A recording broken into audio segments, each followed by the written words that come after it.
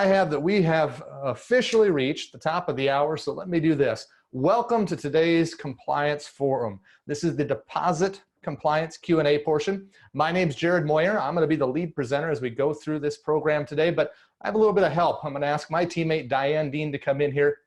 She's going to play the role of moderator. It's a very important role because she's going to be taking your questions and choosing which ones we're going to get to in the course of the next hour. So if you've got questions, we have several that were pre-submitted. We're going to try to do a mixed bag here. We'll take some of those, we'll take some live.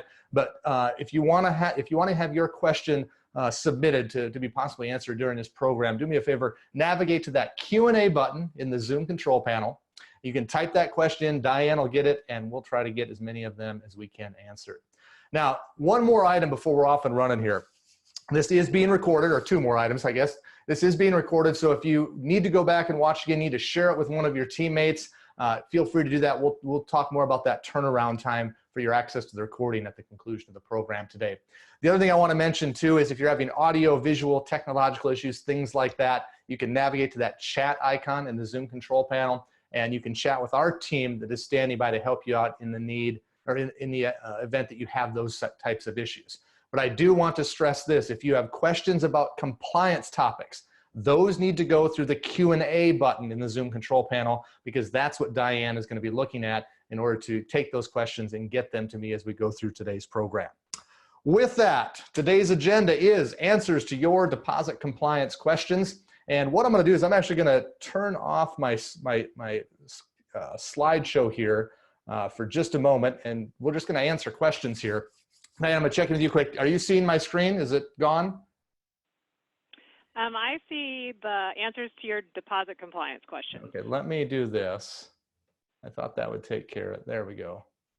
Oh, so now it's gone. Now it's gone. Okay, that's what we're looking for. All right, Diane, the field is open. Let's start taking their questions. Okay, first off, are signature cards required on deposit accounts? As we move to online account opening, obviously CIP, CDD, and providing appropriate disclosures are not optional, but what about requiring a signed signature card? Is there a requirement under FDIC insurance? Well, as far as signature cards go, think of it more as a legal. That's not something you're going to find in the regulatory compliance, Reg D, Reg CC, things like that. So the signature card, from the research we've done on this, is really just a matter of legal. It's not a compliance thing.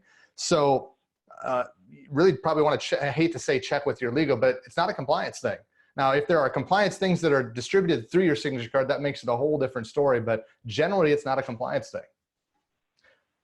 Now, before you go on, I should have done this right out of the gates. I know our next section is Reg DD, and before we get into those questions, I think what I'd like to do is I put together a little short script here. Let me just kind of go off on a tangent.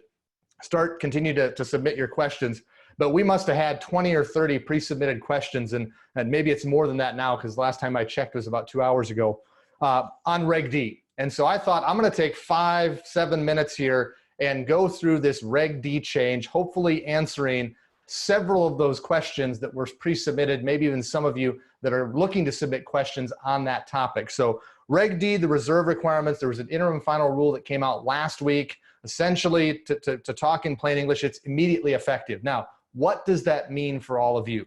Well, here's what that interim final rule did. It eliminated the regulatory requirement to limit savings, transfers, and withdrawals. Savings accounts, transfers, and withdrawals. It eliminated the regulatory requirement. Now, let's just stop here for a moment. Therefore, that's what we need to look at next. You have some options then. So option one is you could go along with this interim final rule, which I'll come back and explain interim in a second as well, but you could go along and say, all right, this rule happened. They're eliminating these transfer limitations. In other words, there won't be any regulation anymore that limits 6 transfers per month or statement cycle. Hey, that's gone. The regulatory requirement to limit those. So can you still have limitations? The answer is going to be yes, and I'll get back to that in a moment. So let's say you're going to go along with this rule change and eliminate the limitation on transfers for your savings accounts, because you can do that now. Reg D eliminated this requirement. Well, what that would mean if you choose to do away with the limitations is those savings accounts will no longer have to be monitored for these limitations. So it opens up some time maybe for somebody, or maybe you're doing that automated and you can just stop the automated monitoring, but you wouldn't have to monitor anymore. It's not an adverse change, therefore there's no required notification, whether in advance or even at the time you do it. So even though it was something you disclosed probably as part of your truth and savings disclosure, if you're going to do away with these, there's no regulatory requirement for you to notify your customers. Let's just stop there and pause for a moment. No regulatory requirement to notify your customers. Let's think about this. If I have a savings account and I have a checking account, and your savings account pays a higher interest rate than your checking account, you had limitations in place on my savings accounts. Therefore, I had to keep a certain amount of money in my checking account so I didn't have to transfer from my savings account more than 6 times a month, right? So I had to keep a certain amount in my checking that maybe I would have liked to have had in my savings so it earned more, but I didn't because I didn't want to be in violation of this transfer limitations regulatory requirement that was in place. So if you just strip away those limitations, you say, you know what, we're gonna follow the interim rule, we're not going to have limitations anymore. And even though there's no regulatory notification requirement, you choose not to tell your customers. The question is that harming the consumer? Could there be an issue where somebody says, hey, my bank didn't tell me that these limitations were gone, and therefore I could have had more money kept in my savings account, because really if you take these limitations away, your savings account really acts like a checking account. And then why do I even need a checking account? Because I'd earn more interest if it was just all kept in a savings. Now, not all of you will have your products and services work like that, but some of you, that's what you're looking at here. So maybe you do need to, as a matter of customer service, let your customers know about this change so they have the appropriate information to make an informed decision. So if you choose to do away with limitations, monitoring's out the door, strongly think about notifying your customers. Now, the question we've been getting most often is, well, what if we still want to have some limitations? So maybe we can keep our savings product a little different than our checking product. So we're going to have these limitations. That's entirely up to you. It's voluntary. What happens is it moves from a regulatory obligation to limit these transfers to a contractual obligation. In other words, you set the contract, you decide the limitations, and then you should monitor for what you decide those limits are going to be. Do what you say what you do. So if you leave them as is, you don't really have to do anything. Now, I'm going to caveat that with review your legal agreements, your contract terms and conditions, as well as your disclosures. At the end of the day, you want to do what you say and say what you do. You could make adjustments. They're better for the customer. No advance notice. If it's more adverse, then you'd have to do an advance notification 30 days. That's a truth and savings thing. So any limitation would be voluntary, contractual. Think of it that way, and totally up to you. Now, a couple things. The interim final rule, there are lots of questions on that. Is it temporary or is it permanent? I think because the word interim is used, there's this, oh, it's temporary and it's tied to this COVID-19 thing. We've had a lot of interim final rules over the last couple of years. Most all of them are permanent. What they're doing is trying to fast track this and make it immediately effective. In order to do that, they have to do a final rule. So our take is it is going to be permanent. And the other thing I'll share with you is I've got a printout here of the final rule. I'm going to make note of something. There's a frequently asked question in the final rule, number 9. Okay? And number 9 talks about being able to temporarily apply this. Or I'm sorry, not temporarily apply this. Temporarily, what's the word? They suspend the limitations. It's entirely up to you. You could temporarily take away, but if the whole rule was temporary, then there'd be no need for that question. That question is needed because, in our opinion, the rule's permanent, and they're trying to say, even though you could totally strip away the limitations, you could choose to temporarily do so as well, and that's why that Q&A is there. Does this change reporting requirements? If you read the Q&As, no, your FR 2900 reports will not change, whether they're checking or savings. You can change them over. Read the Q&As. In fact, that's the last thing I had on here is make sure you check out those Q&As. There's not very many of them, and they shed a lot of light on this change. So I think, Diane, did that take most of the questions about that topic and provide answers to them? I do believe so. Awesome. Well, I'll turn it back over to you. Okay, we are going to head over now to Truth in Savings. Can a change in terms notice be provided as a folded postcard, or would there be privacy concerns? Yeah, I have no issues with using a folded postcard to do a change in terms. Whether you've got a postcard that's got the bank's name and logo on it, or if somebody sends a periodic statement with the bank's name and logo on the envelope, I don't think it matters. I don't think that's a privacy concern in and of itself. Can you address any risks associated with preferential deposit rates?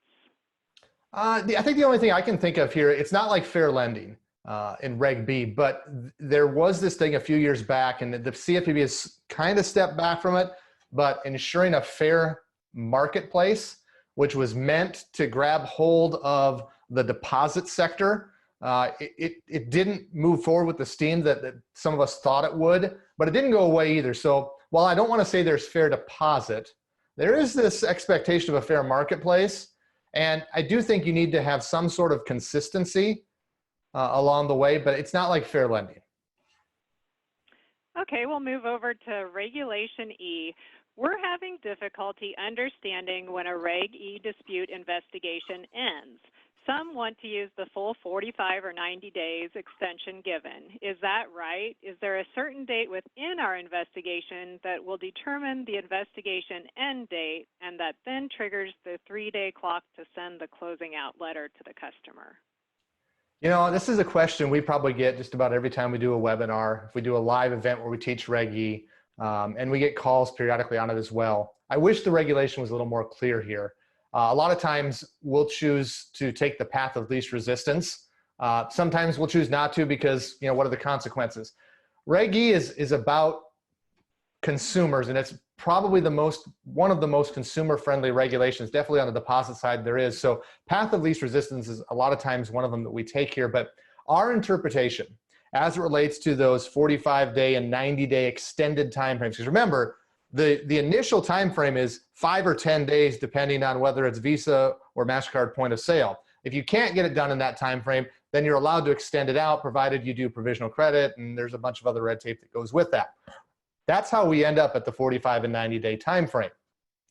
There is, I believe, our team would believe, a misconception out there that you can just wait until the 45-day time frame comes to an end or the 90-day time frame comes to an end to ensure that maybe what someone told you was unauthorized, they don't come back and change their mind. Because a lot of you go through a third-party service provider, a vendor that does your investigating for at least some of your claims. And you want to wait and say, gosh, you know, even though they may have said that it looks like it's unauthorized, but they can always reopen it again if new evidence comes to play. And that's about you not getting your money back, not necessarily the customer not getting their money back. So here's what I would say. If the investigation has come to a point where it's done and be done with it, even if you're not to the 45 or 90th day. If the investigation, you know, looks like it might be done, but there's still some things outstanding, then don't close it out yet. But we don't believe it's a free-for-all to just wait until the 45th day and 90th day to be for absolutely certain that nothing comes in or no new information comes up. If it's complete and you're on day 33, be done with it. If you're on day 33 and you're still waiting on something, don't be done with it. But don't just wait as long as you can every time you can. That's not the spirit and intent here. I want to pause here for a moment, Diane. We've got a lot of this forum today. This is a free information for you. I want to share some other free information we have specifically on Reg E and then some of the other things that we're going to talk about today. If you are familiar with our website, bankerscompliance.com, we have a free download section. Diane's going to share that link with you through the chat icon. If you're not familiar with our download section, we have a lot of resources related to Reg E to help you with maintaining compliance and a documentation trail in that area that we would love for you to check out. Again, they're free. Take them, build better mousetraps. But if you want to compare and see what you're doing to what maybe you could do better, feel free to take and access those. There's also some Reg CC stuff out there and some other tools that we would encourage you to download and share with your teams. Diane? What concerns do you have when opening accounts online and funding with a debit or credit card? Well, I think my concern is fraud. Would probably be the biggest one. I don't think from a regulatory standpoint, Reg DD, Reg CC, Reg E, I don't have concerns there because you can provide disclosures electronically. It's going to be the fraud in relation to the opening of the account and the loading of the funds on that card. Somebody pretending to be me, phishing, things like that come to mind. This one is wondering on Reg CC if we could provide verbiage on how the Reg CC change disclosure or statement stuffer should read. Well, and this one was pre-submitted, so we've got a little bit of a leg up on this one. Diane, you've went and done your homework. We're going to share with you the language that we've put out to our clients for this Reg CC change that's going to happen on July 1st. And if that's not something you're familiar with, we've got some training that we've done in the past webinars on that you can go get your team up to speed on. But Diane's going to place that verbiage, and feel free to take it and use it. She's going to place that in the chat icon in the Zoom control panel. You can cut and paste that, and if that's what you'd like to use on your periodic statements or maybe a separate notice that you put out with your statements, feel free to use it. Okay, we'll go back to Truth in Savings. If we chose to temporarily reduce the dollar amount of overdraft fees, would we have to disclose to customers when the fee amount returned to the normal price? We've talked about this, our team, because a lot of this has come based on the COVID-19 thing. If you're going to reserve your original contractual dollar amounts and how things are going to work, so let's just say your overdraft fee is $30. If you're going to say, well, our overdraft's always going to be $30, but in this time, we're going to temporarily charge half price. And I'm throwing stuff out there. Okay. That doesn't require a notification because you're just doing something that's not required. In other words, you charge an overdraft fee. It's $30. For this time, we're only going to charge 15. So you're not required to tell them about that. Now, if you do tell them about that in a notice, then you're going to have to go back and when you increase it, go back and give them a notice again. I would document your time frame and I'd make sure you're being consistent though. We are going to a new vendor for our online deposit account opening. Once the customer opens the account online, they receive an email directing them to where they can review account opening documents, where they can also print or save them. That includes the Truth in Savings disclosure, funds availability disclosure, and Reg E disclosure. Is this method of delivery compliant? We're providing the disclosures, but not requiring them to review them, and we're not making them available prior to account opening. That last part is going to be the problem. The Truth in Savings disclosure has to be made available prior to the account opening. The misconception with Truth in Savings disclosures for many, especially if you haven't been around banking long, is that Truth in Savings disclosures are provided when you open a new account. Now, that's just because that's the way the systems print them out, and that would be compliant. It's the after in this question that created a problem here, but the misconception is that they're just in connection with an account. No, if I walk into your bank or if I call you and say, I'd like to see your Truth in Savings disclosures, you have to be able to print them now and provide them to me so I can walk out the door with them. The idea is they're shopping disclosures so I can compare the account at this bank to the bank down the street. I know many of you have things on websites, things on brochures that you hand out in lieu of that, and that's fine. But if somebody asks for a full-blown Truth in Savings, you're supposed to have the ability to provide it right now. Okay, back to Regulation E. Should we have a different Reg E disclosure to give to organization or business accounts than what we give to consumers? If it was me, I wouldn't provide anything in relation to Reg E or a variation of it to my non-consumer customers. Reg E, if you didn't hear it earlier, is one of the most consumer-friendly regulations on the books, and it only applies to consumer accounts.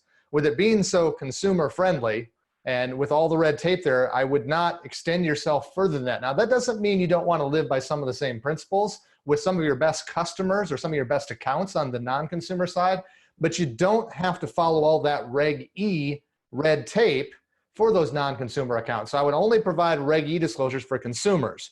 And then if you want to have something that's similar but not quite as restrictive to the bank anyway for your non-consumers, you can do that, or maybe handle it in the same manner, but you don't have to give them anything. Okay, this next one asks about the reclassification of funds disclosure. Is this needed anymore? And they provide the disclosure. It states, we may perform a periodic reclassification of the funds in your account for purposes of Reg D, and we will periodically allocate funds between two different sub-accounts, but will not affect your bank statement, balance, interest, FDIC insurance, or other features. Okay, I am not an expert on this reclassification thing, so let me preface it with that. And I don't know that anybody else on our team is, because I question them all. What I know about it, I worked for two banks before I joined Bankers Compliance Consulting 15 years ago. Both of them had this same sort of product. What it did is it allowed you to have a high yield checking account that had sub-accounts tied to it so that you didn't run into issues with Reg D, and it had something to do, I think, with now accounts. Like I said, it's beyond, I'm not an expert in it, but I know enough to be dangerous here. With this Reg D stuff going away, we don't see that this is a thing anymore, that this is something you'd have to provide, because if there's no limitations, there's no need to reclassify. If you read through the Q&As, if we're treating checking accounts and saving accounts the same way, there's no need for this sub-account business to happen anymore to cause people like me and you to have headaches. So I would reach out to your forms vendor, possibly even your legal team. Hate to do that, but reach out to them, double check with them, but we don't believe it's necessary anymore. It was a way to circumvent those Reg D requirements for those types of accounts. Doesn't appear to be necessary anymore. Can an institution place a reason to doubt collectability exception hold under Reg CC for 7 days due to a message through an automated fraud software, such as we're getting a message that the items on the account and routing number have been returned as frozen, blocked, or fictitious? Or would we have to do additional due diligence, such as contacting the bank that the item is drawn off of to confirm that the alert message is accurate and up to date? I'm going to try to do this off the top of my head, but Diane, maybe you can help. Reg CC, the reasonable cause, I want to say it's the commentary. It's the existence of facts in the mind of a reasonable, well-grounded person, something like that, really old language that people don't use, and it's not plain English. Here's the deal. They wrote that section, our interpretation, to be open-ended. They said, here's an example of a lot of different things why you could doubt collectability, and they listed them off specific. And then they kind of said, all right, that's where we're going to stop the list, and then we're going to put this reasonable cause in there that's really wide open, and it's not exclusive. It's illustrative, meaning technology is going to change, the world's going to change. There's going to be other reasons that we haven't thought of yet that why we can doubt collectability. So I think, yeah, I mean, if you document it and it looks like you've got something that says that's a no good check, a no good item, I think document it and you should be good to go. And even if it's not, what's the risk reward here? We're talking about a $20,000 check and you're going, gosh, I'm really not feeling good about this. Place the delay and take the slap on the wrist from a compliance standpoint. This is not going to get you a major in a violation, be a major violation in the grand scheme of things if you go through a regulatory exam, especially if they're one-offs. Now, if you're doing this on everything just because you're willfully violating, that's a different story. But a one-off, I wouldn't sweat it. Back to truth in savings. How do you recommend handling an instance where we've determined the disclosed APY is inaccurate? Okay, let's start with this. So there is an accuracy tolerance in truth in savings. I want to say it's 0.05%. There's no existence in truth in savings of any sort of reimbursement. So if you have a violation, it's just that, it's a violation. Does Reg DD, Truth in Savings Act, require you to do a reimbursement? No. However, here's what we've seen multiple times over the years as it relates to truth in savings. I'll even throw Reg E out there and some of those other deposit regulations where there's no required reimbursement. What the examiners will generally do is they'll say, all right, here's the deal. You have a violation under Reg DD. We're going to cite it. We can't make you reimburse under Reg DD.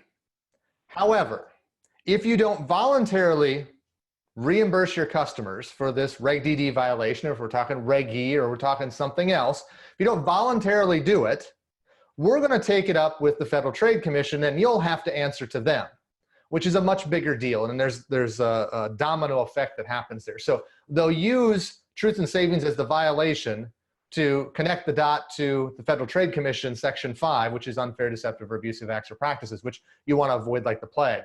So they'll use that as their power to get you to voluntarily do the reimbursement. So from a Reg DD standpoint, you just have a violation. It depends on what the regulator does next as to whether or not you take the next step to reimburse or not. If they don't take the Federal Trade Commission route, I wouldn't necessarily believe you should reimburse. Now, maybe you want to do that. I mean, each one of these has their own facts and circumstances, and you'll have to risk rate them along the way. Back to that Reg CC change.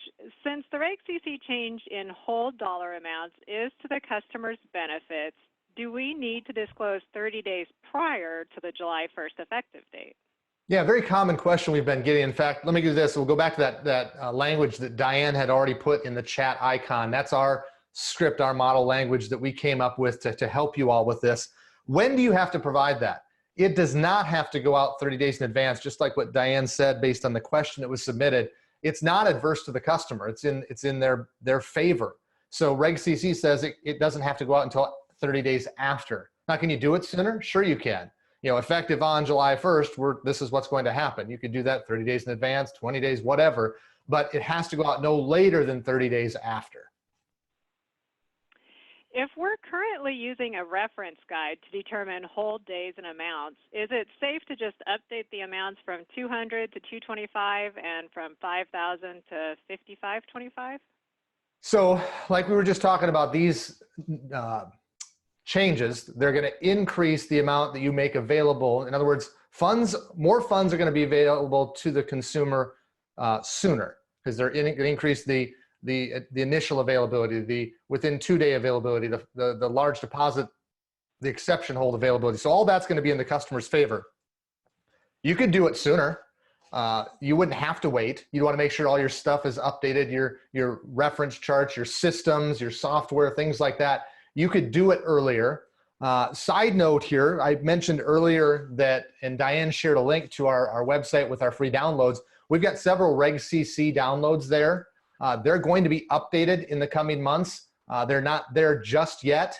How would you know? How will you know if we update one of our free downloads? Well, let me go off on a bit of a tangent there. If you don't get our blog, it's free, by the way. That's how we let you know when we have some new resource, some cool new tool, some this, some that, something that we're working on. Okay? That's how we let you know about that stuff. Late breaking news. The Reg DD thing last week, we put out a blog on that so that we could let you all know, hey, this just happened.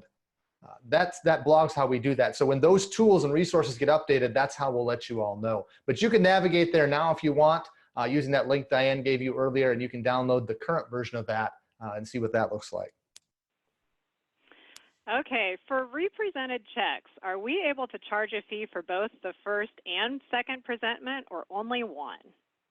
Okay, so I assume, Diane, and just confirm me, we're talking about it's been presented, returned NSF, now it's going to be presented again and could be returned NSF again. This is not something you're going to find in regulation DD, regulation E, things like that, other than if you're going to charge for an NSF item or a return item, whatever you want to call it. You have to state that, just like you do an overdraft fee or any other service charges. So you'll have to state the fee. Many of you probably do that, and you do a great job. Here's our NSF charge. One of the things that we're seeing as part of a class action lawsuit over the last 9-12 months, and you can go Google this, is this items that are presented multiple times and returned NSF, and then they're charged a second service charge or NSF charge when they're presented a second time. These class action lawsuits, if you go out and Google them, multiple NSF charges on returned items, if you go Google that, you'll run across these, trust me. What we're seeing is banks are not winning. They're not going far enough to even try to win. They're just straight up settling to get it over with. So there's some real risk here if you're charging multiple times for the same item and you haven't disclosed that. And that's what the challenge is in these class action lawsuits, is that not that the bank necessarily shouldn't be able to do it, it's that it wasn't disclosed. I didn't tell Diane that I'm going to charge her each time the item's presented. If your disclosures state that it will be charged each time, we feel that you should be okay. Now that doesn't mean you're gonna win. This could be challenged again, and because it's not regulatory. What it does is it lands in that gray space that's unfair, deceptive, or abusive acts or practices, Section 5 of the Federal Trade Commission. So it's open to interpretation, and that's where that thing's going to land. But that's something you should take a look at. I don't feel like you can charge multiple times without stating that you're going to do that. We frequently receive updates to our account agreements from our core provider. Do these need to go out to existing customers? Well, I'm going to go off on a little bit of a different direction with the first part of that question. We frequently get updates from our core provider. Don't sit on them. Get them done right away. We have a number of banks that, for whatever reason, when they get an update from their core provider, they sit on it. And I don't know if it's to, we'll let other banks work the bugs out, and that we don't. There's a reason a lot of times those updates are done. It's because there were bugs and this fixes them. And yeah, it's software, it's technology, there's gonna be bugs, but the reason that update is in your hands now is because something that you currently have isn't right, isn't good enough anymore. So get those done timely. Now, when those updates come out, and they're more than just system updates, in other words, they update like a terms and conditions. And we're doing deposit here today, so let's think about our Reg E disclosures, our truth and savings disclosures, our account disclosures, the actual legal terms and conditions. You're gonna need to find out what the change is, so make sure you read those release notes when they're put out. And then what is your forms provider, what is your core software provider, what are they telling you to do? Because sometimes it's just you need to do this update and it's only back-end stuff. Sometimes it's we've updated your terms and conditions.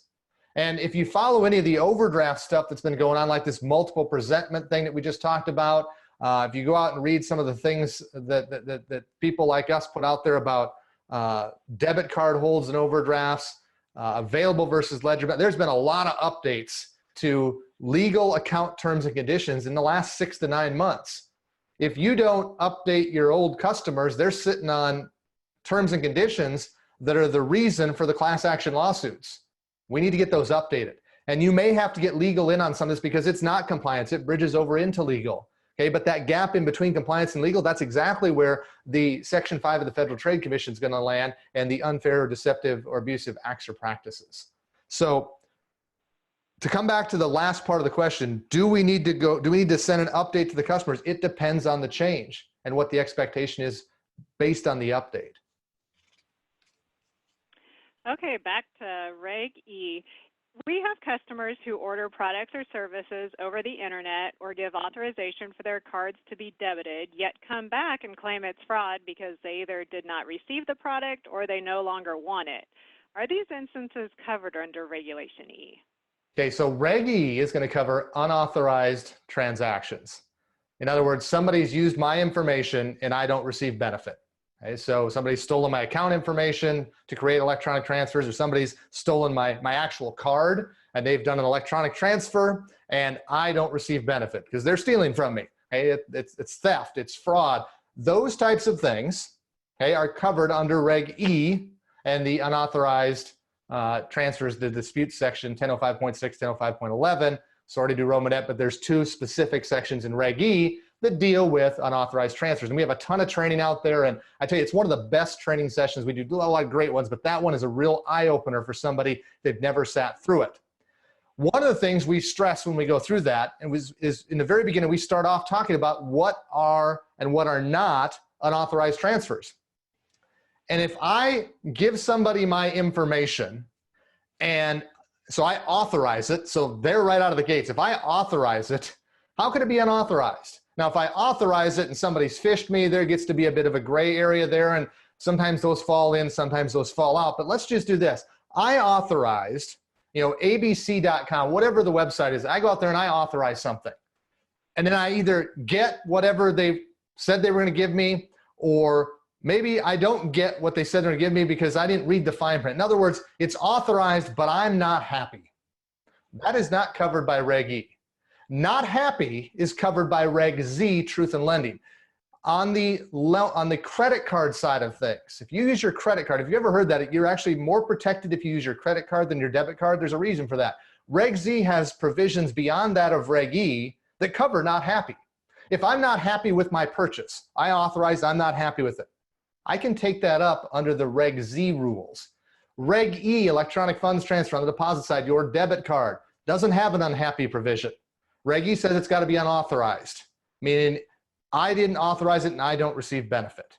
Right? Short answer there. There's a lot more to it than that, a lot more red tape, but that's the short answer version. If you want more, check out the information in our store and join us for that webinar.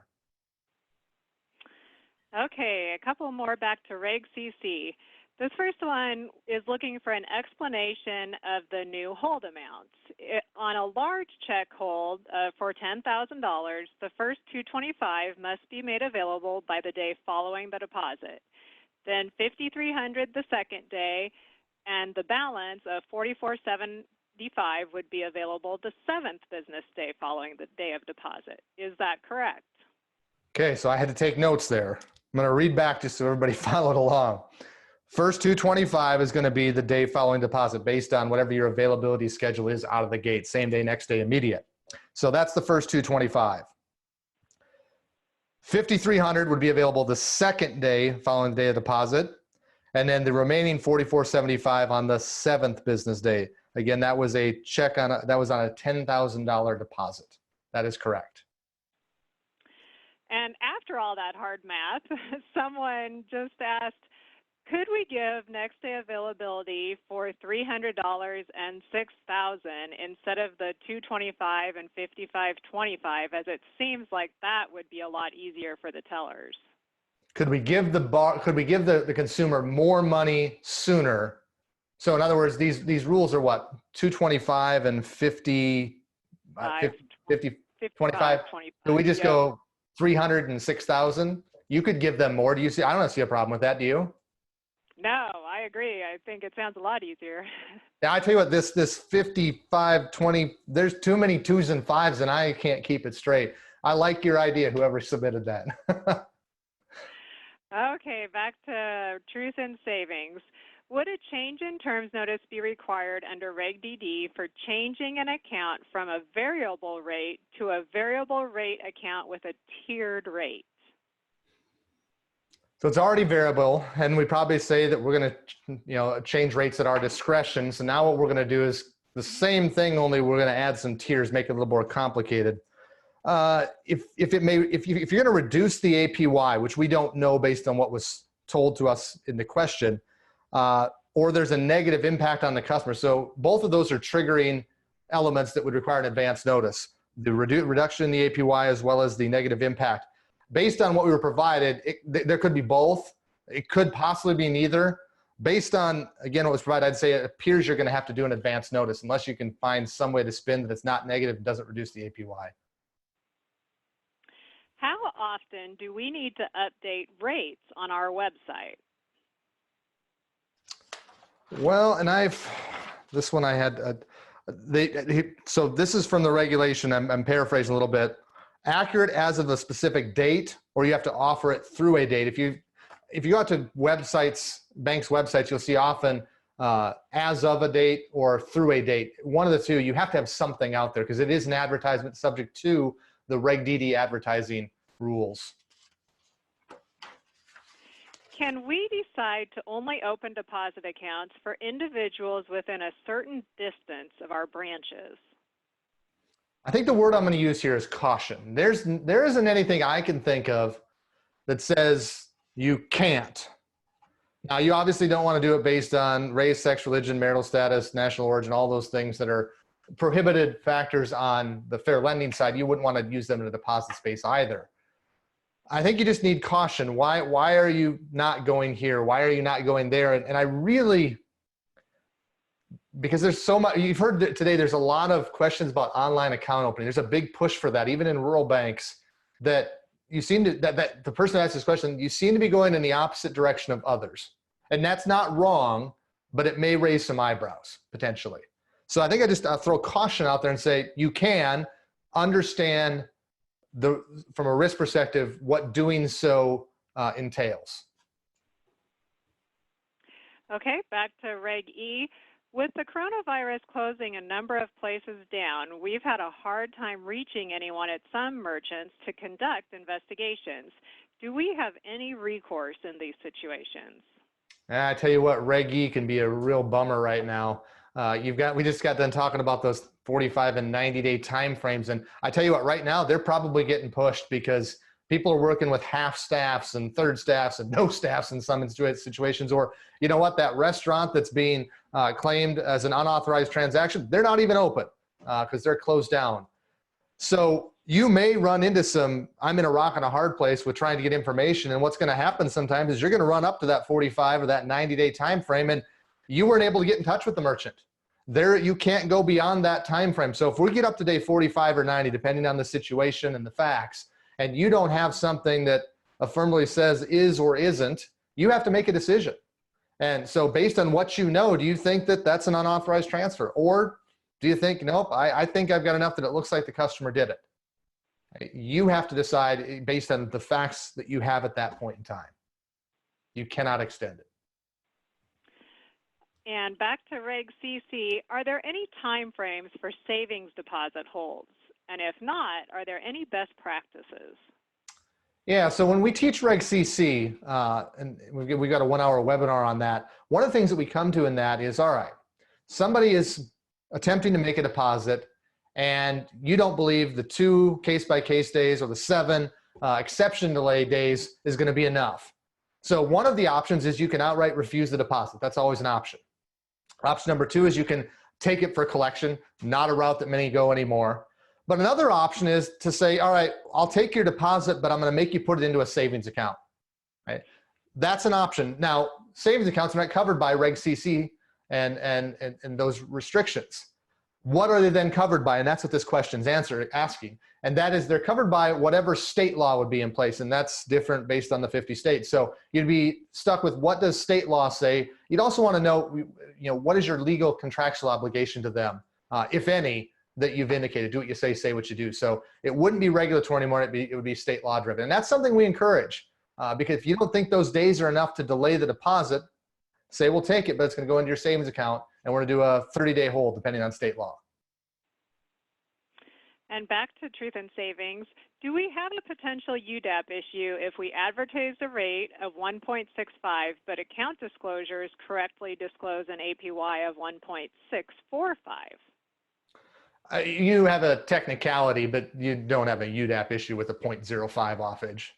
I mean, one is rounded to 2 decimal places, one is rounded to 3. I wouldn't sweat the small stuff. When quoting an APY verbally, can we just state APY? You have to state annual percentage yield. In light of the Reg D changes, does the 7 days advance notice of withdrawal still apply to a savings or a now account? The right to reserve 7 days notice, to my knowledge, not going away. Can you confirm, Diane? Yeah, I'm not aware of anything that would make that go away. I read the final rule. I read all the Q&As. Nothing alluded to that's changing whatsoever. And then follow-up question, do we know where this information is typically stated? In the Truth in Savings account disclosure or in a terms or conditions document? So all of this, whether we're talking about the 7-day advance notice or the limitations in Reg D, the 6 with transfers or withdrawals, that would all be included within the Truth in Savings disclosure. It may also be included in your Reg E documents. It could also be included in your account terms and conditions, but it has to be in Truth in Savings no matter what, because that's one of the account limitations. That's one of the TISA elements, but it may be other places as well. So if you look at stripping that from your accounts, if you're going to say, hey, you know what, we're going to do away with limitations, don't just do it here and not check these other places. Make sure you check Reg E. Make sure you check out the legal agreement, the account terms and conditions as well. For the upcoming Reg CC changes, can we inform our customers via our monthly newsletter, or do we have to have it via customer statements? You have to do a change in terms notification. And you could do that with a separate piece of paper. You could do that on a periodic statement. You can do it through a postcard. The newsletter, it'd have to be, help me out here, Diane. I think that would have to be highlighted in some fashion, and everybody would have to get it. Right. So if everybody doesn't get your newsletter, that'd be my first concern. And then I know in Truth and Savings, it has to be highlighted. Yeah, I would just, that's a good point. I would worry about the clear and conspicuous if it was, you know, unless you could maybe highlight it at the top or something like you would on a statement. So yeah, it's not something I would choose to do. I may choose to do it in addition to. I mean, a statement message, I mean, if you use that language that Diane posted, that fits on a statement message in most systems, and you're just done.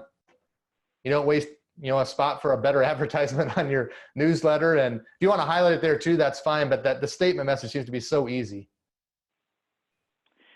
okay, Reg E. A customer disputes a debit card transaction. We provide provisional credit, and also we refund some overdraft fees at the same time as the provisional credit. When we investigate the dispute, we determine it's not unauthorized. If the dispute is denied, can we take back the overdraft fees at the time of reversing the provisional credit?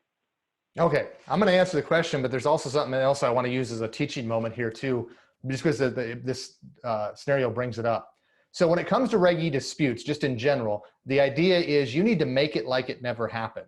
When you give provisional credit, you're supposed to give any lost interest to the customer as well, and you're supposed to be reviewing for overdrafts and reverse those, and that's all supposed to be part of your provisional credit. Make it like it never happened is one of the plain English sayings that we use with Reg E disputes. Now, this scenario went further. What it said is, we made it like it never happened. We gave them their overdrafts in addition to the disputed items, but when we did the investigation, we determined that they were authorized. And so now we're gonna take back our provisional credit. That would include any overdrafts as well as the disputed items. So when we made it like it never happened because of that's what they were disputing, and we decided that it in fact did happen and was authorized, we get to now take the entire provisional credit back, which would be any interest we gave them because we thought it may have been unauthorized, any overdraft fees, as well as the items in question. Now there's rules and red tape that you have to follow when you take provisional credit back. Make sure you're aware of those. So yes, you can take all that back. Just follow the red tape. Okay, we have some people wanting to go back to the change in the Reg D limits. If we don't notify customers about eliminating the Reg D limits, could that have a UDAP implication? So let me do this. I'm going to split it into two different buckets. There are some of you listening that are going to choose to possibly keep the limitations in place from a contractual standpoint and possibly just temporarily relax the limitations. And that was what the best practices were based on the COVID-19 before the rule change, that, hey, you know, cut people some slack, give them some flexibility, allow them to exceed these limitations because people need money in their savings probably in this time of need. So before the rule change, you didn't think about going and change your contract because there was still a regulatory limitation, but you likely temporarily were relaxing the limitations and not holding people's feet to the fire like you had in the past. If you choose to keep it contractual, I don't believe you have to tell people that through a notice. Well, let me do this. You don't have to, and I don't think there's a lot of risk there. However, other bucket, if you're gonna say, we're gonna strip away the limitations, both from a regulatory requirement and we're not gonna have them contractual either anymore. In other words, we're now gonna offer our savings accounts going forward, and the savings accounts are already on our books moving forward. We're gonna say there's no limitations. So you're gonna strip them away. On the surface, it would appear, yes, that's a benefit to the customer. Therefore, there shouldn't be an advanced notification requirement from a regulatory perspective. And I agree with that. Regulation dictates you don't have to send out Reg DD, Reg D, any of those advanced notifications. However, one of the things we do when we get our team of consultants around a table is we go, all right, what other dots do we need to connect here? And one of them, one of the first cards we always lay down is the unfair, deceptive, or abusive acts or practices card. And that was the card that Diane and I and Dave yesterday had a conversation about. And we went, all right, I don't have to tell the customers that I'm going to do away with the limitations. But imagine that you've got a customer sitting there with a larger sum of money in their checking account, And they had kept it there because they knew about these limitations that were in place for years and years. So they kept a higher amount in their checking account than they otherwise would have liked to have. And therefore, they didn't earn the same savings rate on those funds because it was in their checking account. If you don't tell the customer that you eliminated these changes, and they find out 6, 9, 10, 12 months down the road, and they look back and wait a minute, I just lost a bunch of interest over the last 8, 9, 10 months because you didn't tell me you stripped away these limitations. Had I known that, I'd have kept a larger sum in my savings account and maybe even done completely away with my checking because I earn more interest there. And when you go and you, especially in the FDIC's guidance, when you read about consumer harm and injury, it has to do with dollars lost. And so could a consumer claim to have been harmed by not knowing that you took this limitation away? And the harm is that they lost income, interest income, because they didn't keep their money in the better interest-bearing account that really walks, talks, and acts like a checking account now without these limitations in place. And again, it all depends on how you structure the accounts after you strip those limitations away. But that's the potential angle for having to do a notice. Again, we would recommend it, not required. Can we charge different fees in our different markets? Be very careful with different markets. We've seen in a lot of different areas of the country, banks try to claim that this or that is a different market, especially when they're not even the same state, but very close proximity to one another. Be careful with different markets. It's something you might want to run by your examiners. Is there a stipulation that says you can't? No, I can't say here's a reg that says you cannot have different fees for different markets, but be careful with trying to define a different market, especially on the lending side. Why would you think auditors and examiners are still reviewing now accounts? I don't know if they are. We don't. Correct, Diane? Yeah, I don't know. No, when that rule changed several years back, we said now businesses can have interest-bearing checking accounts. So there's a way to do that and circumvent the rule. So we don't look for it, and we know that there are a lot of auditors and examiners that don't look for it. So I don't think they do. Does the notice of change for Reg CC have to be provided to all of our customers or only consumers? Reg CC, help me out, Diane. Reg CC, that's every. Yeah, I think when we looked at this, because it applies to everyone, but I think there was maybe some technical language in the final rule that alluded that you could only maybe need to notify consumers, but I don't know that anyone wants to take that risk. So I'll go with that. Let's see. If we decide to no longer restrict the number of withdrawals from a savings account, but will continue to charge a fee for withdrawal in excess of 6, would that make us consider the account to be a DDA under Reg CC? Whether you charge a fee or not, whether you have limitations or not, does not change anything for reporting requirements. So you could choose to have limitations and just restrict them and not charge fees, but notify them and say, hey, you're in trouble again, don't do this. Strictly contractual, okay? You could have a contractual limitation and charge fees. This change in Reg D doesn't limit you. You can still have limitations. In fact, you can charge for those limitations. All they're doing is saying from a regulatory perspective, you don't have to do this anymore. But if you'd like to, you can. Can we choose to reduce the hold time frame on a deposit to a transaction account? For example, instead of a 7-day hold for new accounts, do a 5-day hold. Absolutely. You can lessen the time frames. That's beneficial to the customer. That's why. To promote e-statement use, could we implement, if disclosed properly, a charge for paper statements for clients 55 years and old and over, but not charge clients that are older than 55? So not a charge for clients 55 years and under, but not charge for customers that are older than 55. I got to be honest, off the top of my head, I'd have to research that one. Do you have any insight on that one? No, I don't. Back to Reg D, should we go ahead and redo our disclosures at the time for account opening, or wait until the rule is final? Well, I think you could take advantage of this right now. Like I said, I don't believe it's temporary. This is not, it's not tied directly to COVID. Yes, it came out during this time, but to me, I go back to the final rule. Q&A number 9 would not exist, and it talks about, can a bank temporarily do this? They wouldn't have a question about temporarily being able to do this if the rule wasn't permanent, in my opinion. Now, maybe I'm wrong on that, but that's how we've interpreted it. So I think you can go right now and move forward. Now, what's the risk? You've got a lot on your plate. Here's the thing.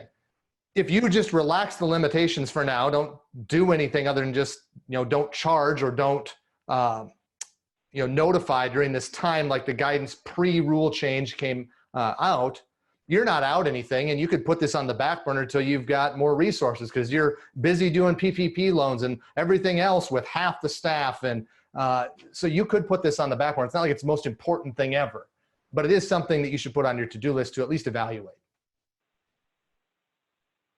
How about, would a statement message be sufficient to notify customers on the Reg D changes? Absolutely. Because remember, it's not required. There's no regulatory requirement if it's beneficial to the customer to notify them. So stripping away limitations, stripping away fees, that's beneficial, and you don't have to notify them. We're encouraging you to, because of the impact that the change has on the consumer and their dollars in your bank. Back to Reg CC, should we be telling customers what dollar amount we are raising the hold limit to? I believe in our language, Diane, let me go back to it here. Don't we have that? We thought that would be a good idea to include that. And so that's why you'll see that in our model notification there. You used the word clear and conspicuous earlier, Diane, and when we do notifications, it's never good to be vague, because consumers need to have information so they can make informed decisions.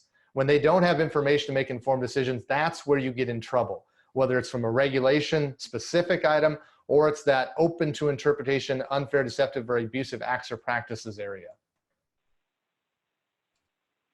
And we have someone just wanting to clarify that did you say the Reg D change will not affect the FR 2900 report? Correct. There's several Q&As, and I can't do them off the top of my head here, but there's several Q&As on that note in the final rule. Let's see, maybe I can find one right here. Question number 2, question number 3, question number 4, all have to do with FR 2900s and how it's not a change. So there's like at least 3 questions that go out of their way to say, hey, no change for your reporting requirements here. And we do have several people asking if this Reg D change will make accounts subject to Reg CC. Do you have any thoughts on that? Well, I hadn't thought about that one. Did you? No, and I was trying to find a definition under Reg CC for a savings account, but I was unable to find it. Go and connect those. I'll tell you what we'll do for all of you is we will write a blog. Diane will write a blog on this, and if you get our blog, it's free. We'll get that out to you as soon as we can here. Make sure we get you the right answer on that one. I think we've got time for 1, maybe 2 quick ones here if you got it, Diane. Let's see. We have one if the Reg D change impacts money market accounts as well. Money market savings accounts? Yeah, I would think it would affect those. And we have several about state law issues, and so that's outside of our expertise. Otherwise, let me just let me do that one last. If you've got something, if you've got a question on state law, that's not something, we're not experts in all 50 states, but you have contacts, hopefully, at your various state departments. reach out to them, find out what they've researched on this, what sort of information they can give you on it, because they may have some information for you. So reach out to them, see if there's something there. With that, let me do this. I'm gonna share my screen again here. And I wanna close out here, but before everybody goes, I wanna let you know a little bit about the upcoming form that we have put in place. So today we did your deposit Q&A questions. Hopefully you've got some answers, a lot of Reg D answers there in that. I think that was the dominating topic today, but we're gonna come back around and do this again in July, and our topic in July is going to be BSA AML. So maybe that's you, maybe it's not you. If that's someone on your team and you think they'll benefit from this, they can go out and get registered today. You can go to our website, go to our free resources, our free training, and that's going to be out there, that free form, BSA AML related. If you got questions on that, what that's going to entail, you can reach out and give us a call again at any time on that. With that, we just want to thank you for stopping by today. We're doing this out of a courtesy. We plan to do this once a year. We did lending back in January. We're doing BSA AML, and then the one I get most excited about is later this fall, we'll be doing a forum, which is a look back and a look ahead. And I think that's going to be an interesting time when we get there to look back on the year that has happened through the first 3 quarters. And then we hopefully have a much better focus on where we're going. I'm going to tie that all together for you in this same sort of a program here from a forum. So that's one of my favorites. Stay tuned to that one as well. But the next one coming up again is July 14th. So with that, in closing here, once again, thank you for stopping by and taking some time to get some plain English answers to those deposit compliance Q&A questions. We're going to ask that when you go, there's going to be a short survey that pops up with 5 questions. It won't take you long, I promise, just to give us some feedback on how we did today. We're always striving to move from good to great, and with your feedback, that allows us an opportunity to strive for that and move forward. The information for today's program, the recording, we'll try to turn that around to you in less than 2 weeks, and it'll probably be in the next couple of days. We've got people on our team that make things happen real quick. So I'd imagine you're going to get an email here very shortly in the next couple of days saying, hey, the recording's available and you can go listen to this all again, share it with your teammates. When you do that, do us a favor. When you download that material, go ahead and rate this, and that'll give people an opportunity to find out if they missed it, if it's something that would be worth their time. No different than if you bought something from Amazon or eBay or whatever. Rate it. With that, we're going to let you get back to what it is that you all do best, and that's serving your customers. So thank you, and we'll see you again.